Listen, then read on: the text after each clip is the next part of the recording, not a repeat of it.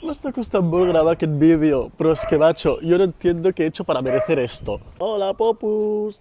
Ahora, intento cambiar la actitud, pero es que es muy difícil, chicos. El drama hoy lo tenemos en el Airbnb. Jo tenia aquest Airbnb que era espectacularment meravellós i ara de sobte s'està omplint de gent que a mi m'agripeja una miqueta. I ara pensareu, bueno, Max, no siguis tan tancat de ment, no sé què. Joder, és que al final m'atropellaran aquí. Pensareu, Max, no siguis tan tancat de ment, no sé què, prova de parlar amb la gent, bla, bla, bla. No, amb aquest tipus de gent, no. Jo porto uns dies de febrer que em desperto i literalment el primer que faig, en plan, obro els ulls i agafo el mòbil. I l'altre dia vaig dir, no, ja basta. Ja fa 2 dies que me'n vaig a dormir a les 10:30, fico el mode avió i el desactivo a les 10:30 del dia següent.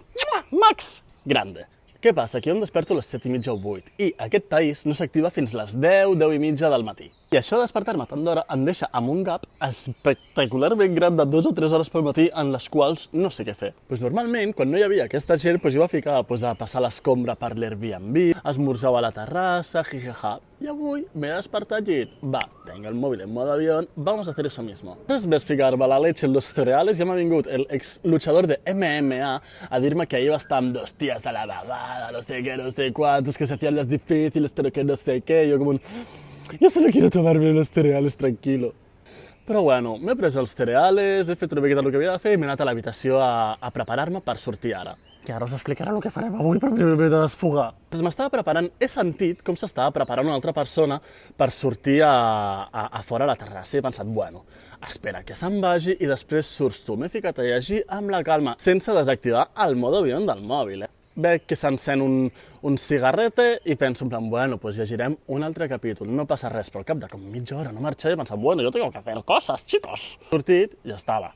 El italiano que em deia en plan, sí, porque ayer estaba con una negra y le comí todo el no sé què, no sé quantos, i jo pensant, tio, en sèrio, vull dir, és que, en sèrio te penses que a mi va puta importa això? Les 10 del matí he tingut 2 interaccions de merda i penso en plan, tio, per això millor me desactivo el modo avión y me quedo en mi habitación. Però no, venga, vamos a buscar una cosa que no diré fins que trobi perquè no vull que em cancel·leu si no la trobo.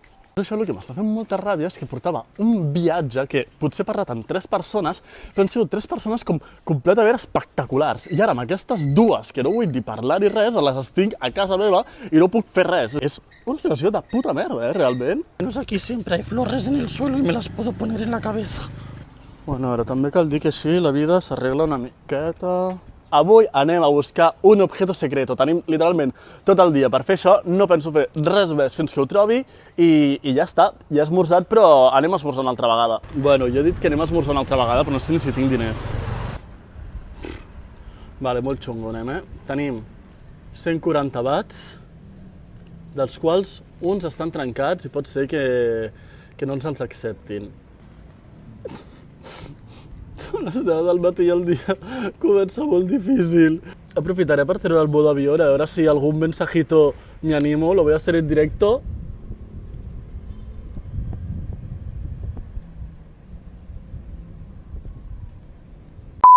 Estamos en Tailandia.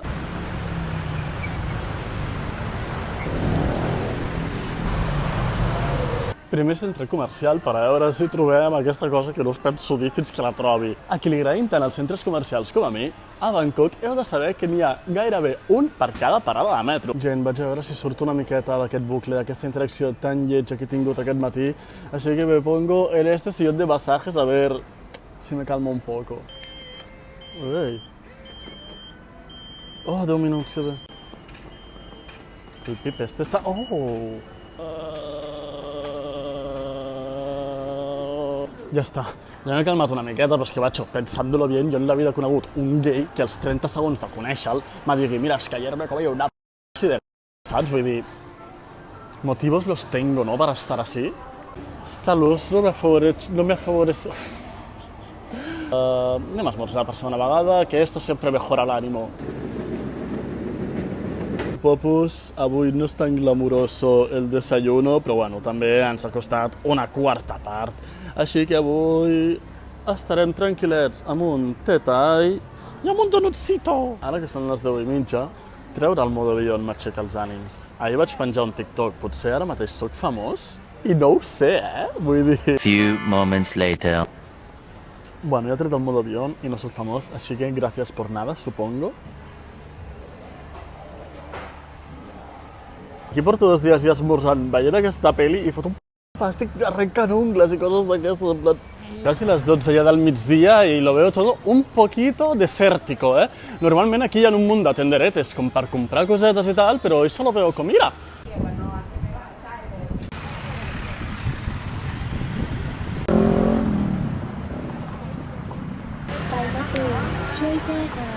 Bueno, gent, no estem trobant res per aquest barri, així que anem a Chinatown, que jo crec que allí se cuecen mejores cositas.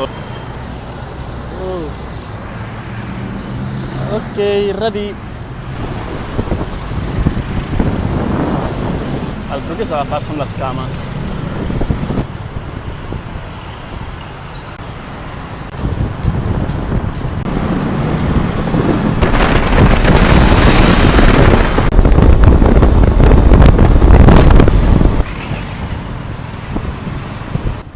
Cop en cap. Cop en cap.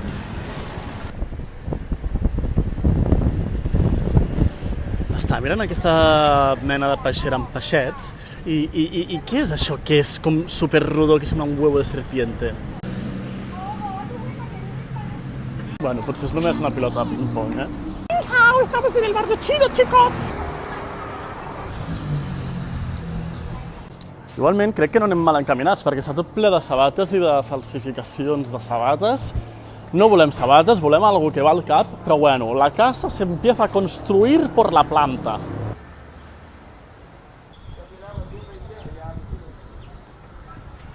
No sé si ho trobaré, i a més he entrat a una tenda a preguntar, que m'ha costat escollir la foto que volia ensenyar-li per no semblar-hi una mica... I fa, no. I jo, bueno, vale, chica. Gent, me rindo, porto ja molta estona buscant-ho. A part que em fa molta vergonya preguntar això, perquè, clar, ensenyo la foto i me miren a mi i és com, tipo... Per què estàs buscant això exactament? Però, bueno, m'he donat compte que a casa tinc una cosa que puc utilitzar y que fará la mateixa funció, així que anem cap a casa. Pero no antes sin parar por una tetería, que estamos en el barrio chino, chicos. No sabré què és, eh? Gent, he entrat en aquesta teteria que és supermona. Ara em faré un té que m'han recomanat, crec que pagaré 400.000 milions d'euros, però me da igual, Chinatown és molt... Gent, viure barra viatjar per Bangkok és això. Vull dir, aquesta sensació d'enganxositat a la cara la tens tot el dia. No seré jo la persona més fatxa del món que estava així i em pensava que això era com un mapa d'Espanya. Vale, com podreu haver vist en els últims vídeos, Chinatown a mi m'atura bastant, ja estic una miqueta amb el cap. Chinatown, la contaminació, la calor, vull dir, s'estan juntant ja masses factors aquí en aquesta ciutat, però bueno. Mireu que mono, aquí m'ho puc fer jo mateix, el refill és un got de chupito, és molt petitonet, però bueno, super cute. Vamos a probarlo en riguroso, crema molt, no lo vamos a probar.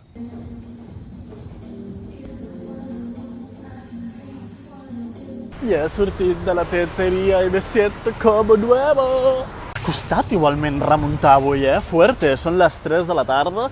Quiero comer algo y ir al gimnasio un ratito.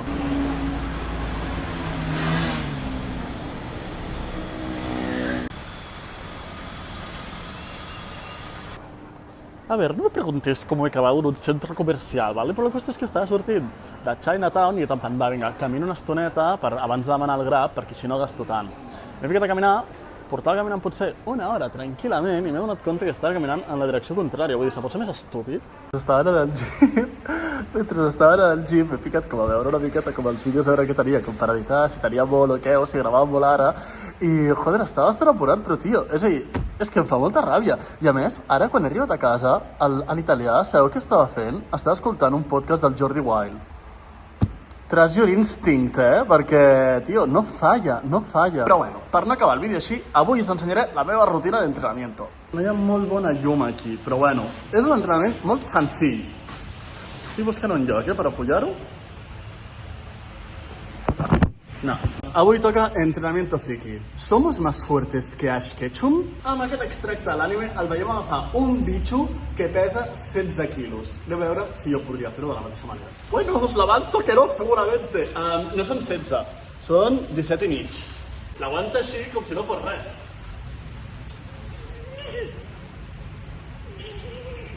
Anem amb algo més petit.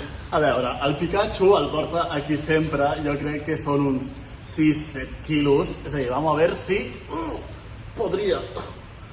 Bueno, un Pikachu sí podria carregar a l'hombro, però també et dic, així fa molta gràcia, però una estoneta caminant i se te cansa un poquito todo el cuerpo, eh?